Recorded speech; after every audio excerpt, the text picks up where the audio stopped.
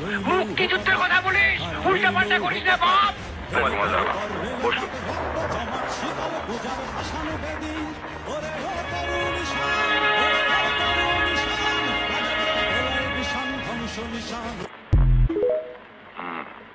SSC কোন ডিভিশনে পাশ করেছেন? First division. HSC first division. Honours? First class. MA? First class. পড়ালেখা শেষ করেছেন কত বছর? 5 বছর।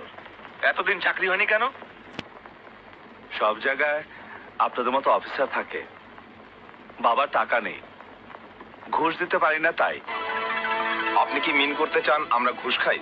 বাইরে তেমনই বলাবলি হচ্ছিল, যারা 1 লাখ টাকা করে ঘুষ দিতে পেরেছে তাদের নাকি চাকরি আগে হয়ে গেছে।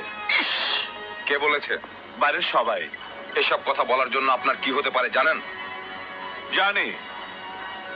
5 বছর ধরে অন্যান্য ইন্টারভিউ বোর্ড থেকে যেভাবে বের হয়ে এসেছি, আজও সেভাবে বের হয়ে যেতে হবে।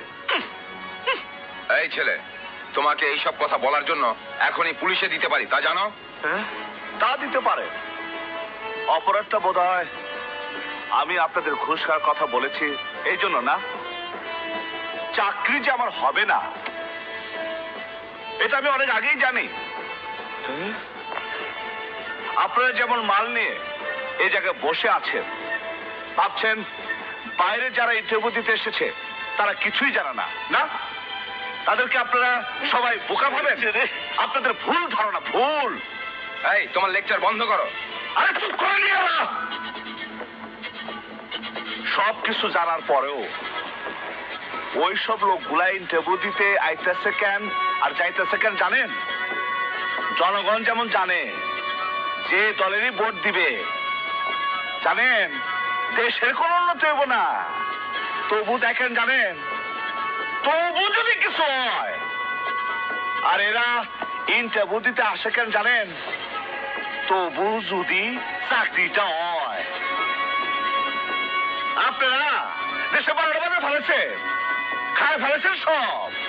আমি ভদ্রলোকের পোড়া বলে সালাম আলাইকুম দিয়ে গেলাম, দেশটা ডুবাই দিচ্ছেন। দয়টা দেখো। এটা কি করলি বাপ? চুপ করো। এই যে সার্টিফিকেট। কিসের সার্টিফিকেট? মুক্তিযুদ্ধের। আরে কিসের মুক্তিযুদ্ধের সার্টিফিকেট? এটা ভুয়া সার্টিফিকেট। এই সমাজের সার্টিফিকেটের কোনো মূল্য নাই, কোনো মূল্য নাই। সব শালা চোর। হানুম